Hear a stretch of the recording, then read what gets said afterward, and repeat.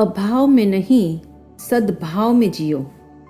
राष्ट्र कवि रविंद्रनाथ टैगोर एक संस्मरण में लिखते हैं, एक बार मेरे मन में भगवान के दर्शन करने की तलक जागी। पहाड़, नदियाँ, आकाश, पाताल, वन, उपवन, सर्वत्र मैंने ईश्वर को खोजा, किंतु जगत के किसी कोने में मुझे परमात्मा के दर्शन न हो सके। एक दिन अचानक कहीं दूर सितारों में मुझे भगवान की छवि नजर आई। जब तक मैं वहां पहुंचा वह झलक खो गई। फिर एक रात ऐसा हुआ कि मैं उस द्वार तक पहुंच ही गया जहां तख्ती लगी हुई थी, भगवान यहीं रहता है। तत्काल एक लंबी छलांग लगाकर खुशी खुशी मैं सारी सीढ़ियां चढ़ गया और सांकल पकड़कर दरवाज़ा खटखटाने जा रहा था तो मन ने एक सुझाव दिया, अगर कपाट खुलते ही ईश्वर से तुम्हारी भेंट हो गई तो तुम क्या करोगे? एक बार भगवान से साक्षात्कार हो गया तो सदा के लिए खोज बंद हो जाएगी। टैगोर ने आगे लिखा, इस ऊहापोह में मैंने सांकल धीमे से छोड़ दी ताकि आवाज़ सुनकर कहीं ईश्वर बाहर न आ जाए। जूते भी हाथ में पकड़ लिए, कहीं पैरों की आहट से प्रभु दरवाज़ा न खोल ले। मैं वहाँ से इतना तेज भागा कि मैंने कहीं पीछे मुड़कर नहीं देखा। हालांकि आज भी मैं भगवान की खोज में हूँ और मुझे पता भी है कि उसका घर कहाँ है, तथापि मेरा मन प्रभु के दर्शन करना नहीं चाहता। इस मन को वर्तमान में नहीं अभाव में रस है, प्रस्तुत में नहीं अनुपस्थित में रस है। मज़े की बात तो यह है, जब तक जीवन में व्यक्ति या पदार्थ अनुपस्थित है तब तक वह अर्थपूर्ण एवं रसपूर्ण मालूम पड़ता है और प्राप्त होने पर वह अर्थहीन हो जाता है। जो मौजूद है, जो प्राप्त है, उसके प्रति मन उपेक्षित रहता है और अभाव में या उनकी गैर मौजूदगी में आकर्षित रहता है। जो मिला उसकी परवाह मत करो और जो नहीं है उसके पीछे दिन रात गधा मजूरी करो। मन की इस अजीब फितरत से सावधान रहना। एक बात समझने जैसी है, संसार में वस्तु की प्राप्ति, व्यक्ति का संयोग और शुभ घटनाओं का होना पुण्य के अधीन है। पुण्य का स्वरूप बर्फ जैसा है।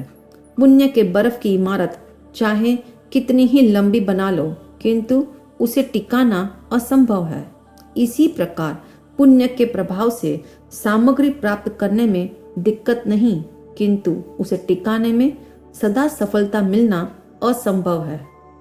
संसार की परिवर्तनशीलता इसका स्पष्ट कारण है। इसलिए जीवन में एक न एक अभाव बना रहेगा, इसमें कोई संदेह नहीं। विचारणीय तथ्य यह है, अभाव दुख का उत्पादक है एवं जो प्राप्त है उससे सुख का मार्ग प्रशस्त होता है। महापुरुषों ने दुख में सुख खोजने की कला बताई। जो विद्यमान है उसमें जियो, जो उपस्थित है वही जीवन का वाहन है। इसी से जीवन को वेग मिलता है और निर्वहन भी होता है। ध्यान रहे, प्राप्त की उपेक्षा और अप्राप्त की आकांक्षा अज्ञात रूप से दुख को निमंत्रित करती है। मान लो आपकी जेब में 900 रुपये हैं तो मन इस फिराक में रहता है कहीं से 100 रुपये का अभाव पूरा हो जाए। जेब में जो 900 रुपये विद्यमान है उसका सुख मन भोगने नहीं देता, पर जो 100 रुपये कम है उसकी पूर्ति के लिए दौड़ाता है। फिर एक कशमकश शुरू हो जाती है। जरा सोचो, आपका मन प्राप्त 900 रुपये को मूल्य क्यों नहीं दे पाता? 100 रुपये का इतना मूल्य आंक लिया कि दुखी रहने लगे। मन पर अभाव का प्रभाव सर्वाधिक क्यों है? इस अभाव के दुख से मुक्त होने के लिए मन की दौड़ शुरू हो जाती है। ये न केन प्रकारेण 100 रुपये जुटाने की धुन सवार हो जाती है। अब ये 100 रुपये बहुत उठापटक करवाते हैं। स्मरण रहे, यह कभी पूर्ण न होने वाली अंतहीन मृग मरीचिका है। फिर भी इंसान कोल्हू के बैल की भांति अपनी यात्रा ताज़ जिंदगी जारी रखता है। अभाव की दौड़ में इंसान पाए हुए की इम्पोर्टेंस भी खो रहा है। एक बात तय है, जो अभाव में जिएगा वह पीड़ा के सर्कल में गिरफ्त रहेगा।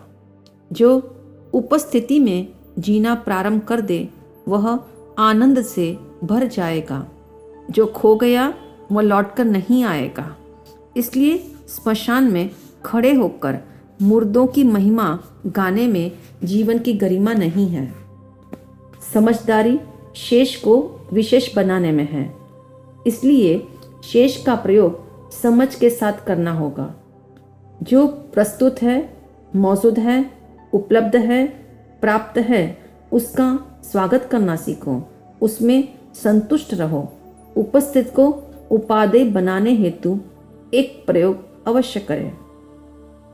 जो मेरे पास है उसमें मुझे जीना है और जीवन को स्वर्ग बनाना है। जो मेरे पास नहीं है उसे पाने के लिए व्यर्थ में नरक का द्वार नहीं खोलना है। इस बात को मन में 4 बार दोहराएं।